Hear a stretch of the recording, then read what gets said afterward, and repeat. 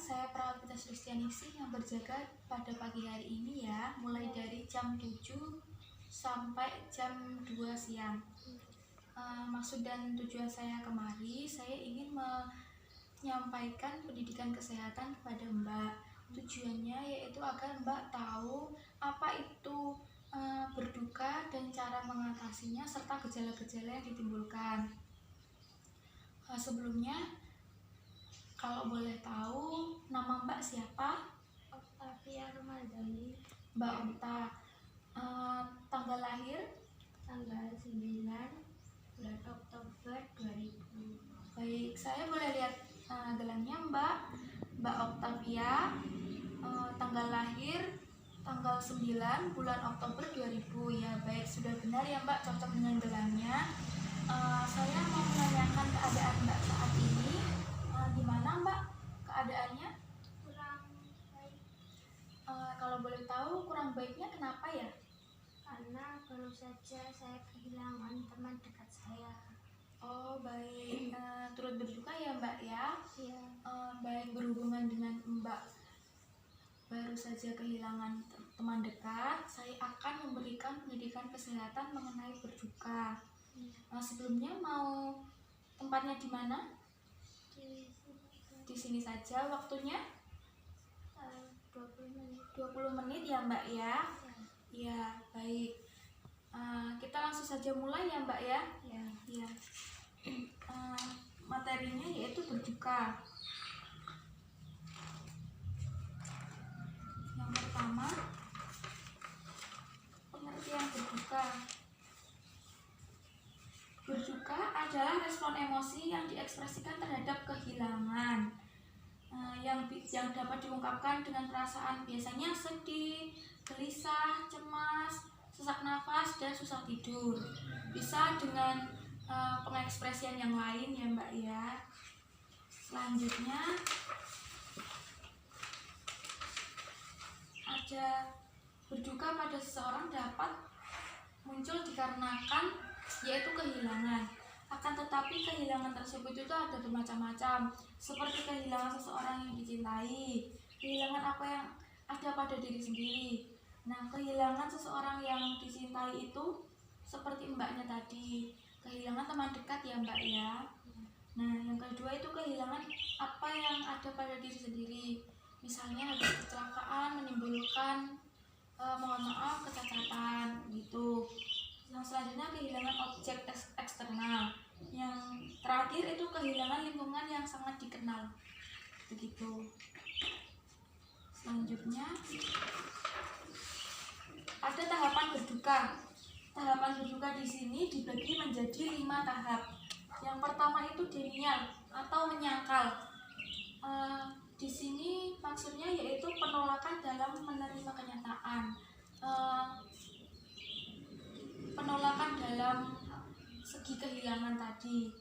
Contoh reaksinya itu biasanya Mbaknya itu berkata ini tidak mungkin terjadi gitu. Terus yang selanjutnya itu ada yang kedua itu anger. Anger itu merupakan marah atau marah. Nah, di sini yaitu keadaan emosi belum stabil seutuhnya. Contoh reaksinya itu wajah merah, merasa gelisah, tangan mengepal, pokoknya perasaan menggebu-gebu gitu. Yang selanjutnya itu nomor 3 ada bergening atau tawar-menawar. Tawar-menawar di sini merupakan ungkapan yang berandai-andai. Contoh reaksinya itu jika saja saya hati-hati, pasti semua tidak akan terjadi gitu ya Mbak ya. Yang keempat itu ada depresi, yaitu keadaan putus asa. Contoh reaksinya itu menarik diri, tidak mau berinteraksi dengan lingkungan, murung gitu, dan tidak mau berbicara. Yang terakhir itu ada acceptance atau penerimaan. Penerimaan di sini merupakan gambaran objek atau orang yang hilang mulai dilepas perlahan. Perhatian dialihkan pada objek baru. Maksudnya di sini mulai ikhlas, mulai legowo begitu dalam menghadapi kehilangan tersebut. Nah, ada tanda gejalanya. Tanda gejalanya itu yang pertama itu ada ungkapan rasa kehilangan, ya seperti tadi tahap-tahapan tadi, bisa dengan depresi, bisa dengan marah, bisa dengan penolakan, begitu ya Mbak ya. Yang kedua itu ada menangis, karena terlalu mendalami makanya bisa menimbulkan rasa ingin menangis. Yang ketiga itu gangguan susah tidur. Yang keempat ada gangguan nafsu makan. Yang kelima ada gangguan sulit berkonsentrasi.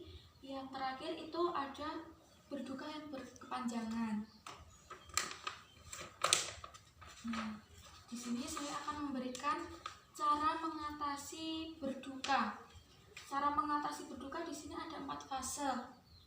Karena berduka itu belum ada obatnya, maka 4 fase ini harus dilewati secara berurutan dan stabil agar kita itu berduka tidak terlalu berlebihan dan masih dalam batas normal. Begitu. Yang fase pertama itu ada menerima kenyataan akan rasa kehilangan. Nah, kita itu diharuskan untuk bisa menerima kenyataan yang terjadi. Nah, yang kedua itu ada melewati rasa nyeri akibat berduka. Biasanya berduka itu ada rasa nyesek. Nah, begitu. Itu juga harus dilewati. Sudah takdirnya begitu, mau bagaimana lagi, gitu ya. Untuk selanjutnya ada fase ketiga, yaitu beradaptasi dengan lingkungan. Untuk mencegah terjadinya depresi, maka kita harus beradaptasi dengan lingkungan agar kita tidak larut dalam kesedihan berduka tadi. Yang selanjutnya itu ada melanjutkan jalannya roda kehidupan. Melanjutkan jalannya roda kehidupan di sini bahwa mbaknya itu jangan terlalu berlarut-larut dalam kesedihan, dalam berduka, karena ada masa depan yang harus dicapai, yang harus dituju. Misal kalau pada saat ini, pada waktu ini, detik ini mbak kehilangan teman mbak, nanti yakin Allah akan menggantikan teman baru yang lebih baik, gitu ya mbak ya. Dan yang terakhir di sini ada peran keluarga. Peran keluarga di sini sangat penting karena keluarga di sini adalah istilahnya inti dalam kehidupan, begitu ya mbak ya. Kalau keluarga tidak mensupport, maka sama aja yang dilakukan itu sia-sia, begitu. Yang pertama itu berpartisipasi dalam melakukan perawatan dan sharing.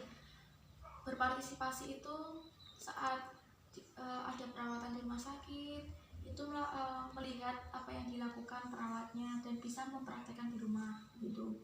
Yang kedua, memberi support klien. Memberi support itu memberi dukungan dari luar maupun dari dalam agar tidak terjadinya kesedihan yang mendalam. Dan yang ketiga, yakin dan berpikir positif bahwa kematian adalah akhir dari penderitaan dan kesakitan. Nah, di sini mbaknya itu harus mempunyai anggapan bahwa apabila seseorang meninggal akibat sakit, itu yang meninggal tersebut itu sudah tidak menderita lagi, sudah tidak sakit lagi, dia sudah tenang di sana, gitu ya mbak ya. Yang terakhir itu berdoa sesuai kepercayaan agar diberikan kekuatan dan ketabahan, gitu ya mbak ya. Sudah yang terakhir, baik, karena yang terakhir ini berdoa sesuai kepercayaan agar diberikan kekuatan dan ketabahan. Di sini saya akan mengajak mbak Okta untuk berdoa mendoakan teman mbak ya. Iya, baik. Berdoa menurut kepercayaan masing-masing. Berdoa dimulai.